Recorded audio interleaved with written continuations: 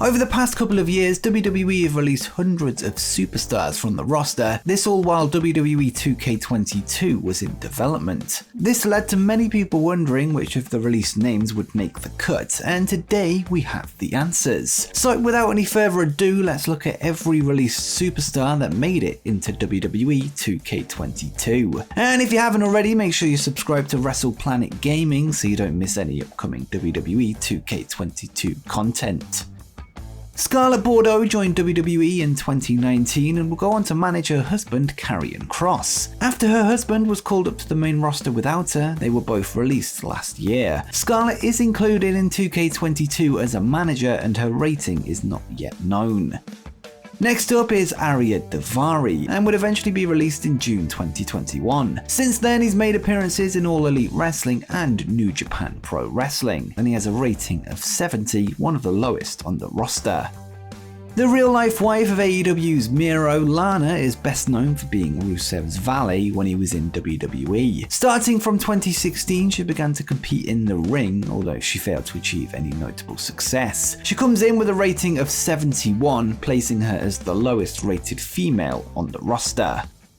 The Australian-born Shane Thorne joined WWE and was part of the TM61 tag team before joining the Retribution stable as Slapjack. He made his video game debut in 2K18 and 2K22 will be his fourth game, but this is the first time he's been Slapjack. He has a rating of 71.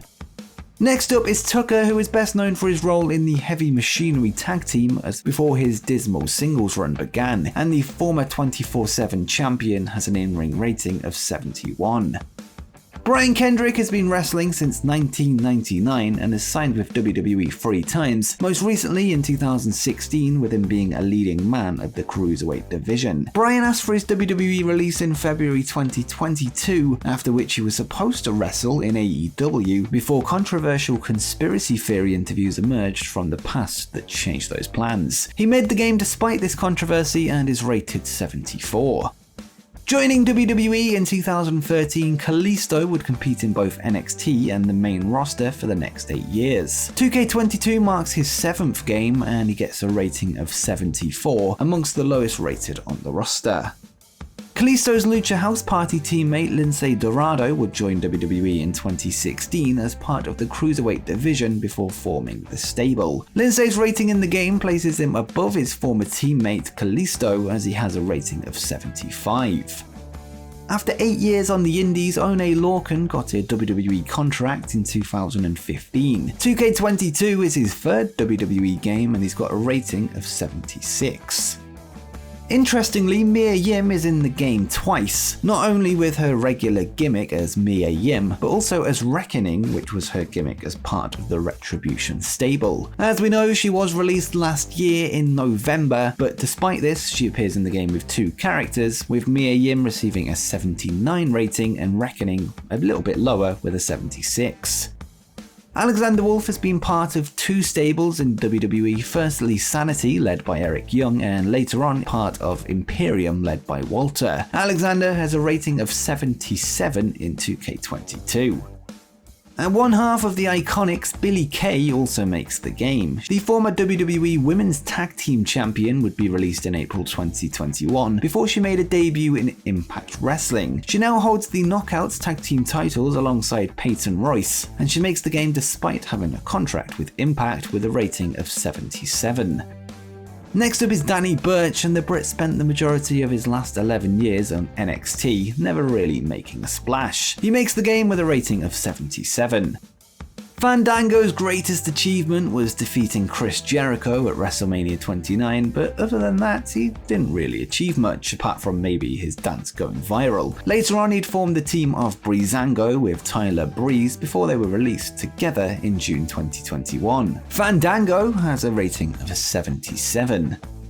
Buddy Murphy is someone that didn't really receive a significant push in WWE despite many feeling that he should have, but you can now push him in the game. His release came in June of 2021, but after his non-compete clause ended, he competed in MLW and New Japan before making his AEW debut last week as part of Malachi Black's House of Black. He is one of few current AEW wrestlers on the list with a rating of 77. Tyler Breeze is one of the most infamous names in NXT. He would also be a mainstay of WWE's Up Up Down Down YouTube channel, making his inclusion in the game a very fitting way of saying goodbye. The former Up Up Down Down champion has a rating of 77 in 2K22. The third and final member of the Lucha House Party, Gran Metalik, is interestingly the highest rated member in the game. He recently asked for his release, although he had to wait until November 2021 to get it. In 2K22, as I said, he's the highest rated member of the Lucha House Party with a rating of 79. Now we have the second half of the Iconics, Peyton Royce. As mentioned, she's now part of Impact Wrestling and is a reigning Knockouts Tag Team Champion, and she has a higher rating than Billie with a 79. Shane McMahon has been part of WWE on and off since the Attitude Era and has been both a wrestler and a general manager, something that has been reflected in the game. Most recently, he was relieved of his on-screen duties after supposed backstage heat with talent. Despite this, he's part of the game as a selectable general manager in My GM mode and a playable wrestler with a rating of 79. Tegan Knox's WWE career is that of an unfortunate one, having been set back multiple times by injury during her time in NXT. Although she's been with the company since 2017, this is actually her first video game appearance, coming in with a rating of 79. Timothy Thatcher had a very brief career in WWE, joining in 2020. The impressive technician will no doubt be an interesting character to play as. Despite never appearing on the main roster, Thatcher has a rating of 80, which is pretty respectable. After spending a few years on the indies, WWE finally signed Toni Storm to a contract in 2018. She was part of NXT UK and NXT after winning the Mae Young Classic in 2018. She would win the NXT UK Championship before joining the main roster as part of SmackDown. In December 2021, she asked for her release and it was granted, but she still makes the game with a rating of 80. Isaiah Swerve Scott signed with WWE in 2019 and found success after forming the stable Hit Row, winning the NXT North American title. Swerve is the only member of the stable to make the game and comes in with a rating of 80. He is expected to join AEW soon, meaning he will likely be another 2K22 wrestler that is all elite. John Morrison is next up, and of course he needs little introduction. 2K22 will be Morrison's first game since WWE 12 and has a decent rating of 80. Keith Lee was the first ever double champion in NXT after winning both the North American and NXT Championship. Since then, he's made his debut in AEW, qualifying for the Face of the Revolution ladder match, defeating Isaiah Cassidy. Lee made his video game debut in 2K22, so this will be his second game, and he's got a rating of 80 and is a part of the Raw roster.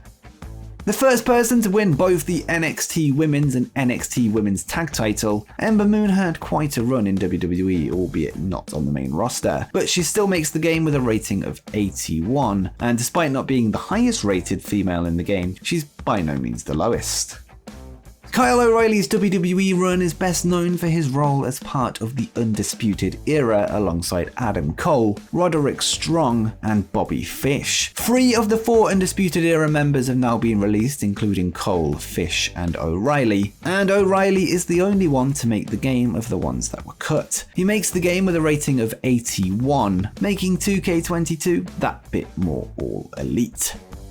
Mickie James is one of the most decorated wrestlers in women's wrestling, but was released in 2021. She is now back in TNA, or Impact Wrestling as it's known, where she is the Knockouts champion, and is the third and final current Impact champion in the game with a decent rating of 81. Johnny Gargano is one of the biggest stars in NXT history. Eventually, Johnny would leave WWE in December after he let his own contract expire, likely due to his wife Candice LeRae being pregnant. He has one of the highest ratings for an NXT star with 82. Former Raw Women's Champion Nia Jax is up next, another WWE release that makes the cut. As a former Raw Women's Champion and a 2-time Tag Champion, her release in November last year would surprise many, but she makes the game as a playable character with a rating of 82. Cesaro was with WWE in 2011, and to the surprise of everyone watching, they never pulled the trigger on a main event push. But despite him now not being with the company, you can recreate this on 2K22. With a rating of 84, he remains one of the most fun wrestlers to play as in the WWE game franchise. One of the most tragic NXT to main roster stories is Karrion Kross. He had a bright future ahead of him as NXT champion, but would be called up to the main roster losing in embarrassingly quick fashion to Jeff Hardy, all whilst being undefeated in NXT. Things didn't get much better and he was eventually released in November 2021 with his wife Scarlet. He has a solid rating of 84 in his video game debut. Having held a total of 15 titles along with being the 2008 King of the Ring winner, William Regal is an all-time legend. Many feel like he should have had a world title run, but again, you can do that now in 2K22 as he's in as a playable wrestler as well as a general manager in My GM mode. The playable version of Regal has a rating of 85. Best known for his part in DX and the tag team The New Age Outlaws, Road Dogg was a big part of the Attitude Era before becoming a part of the creative team for both WWE and NXT. Despite no longer being with the company, an old school Road Dogg makes the game with a rating of 85.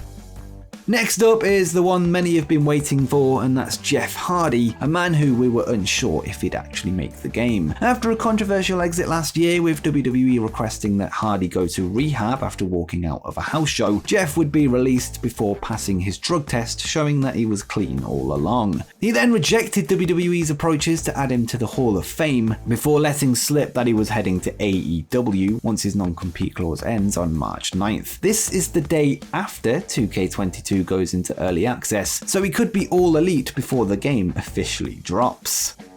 Samoa Joe is a former 3-time NXT and 2-time United States champion and needs little introduction. Despite being released twice in the last 18 months, Joe is still featured in 2K22 as part of the NXT brand with a rating of 86.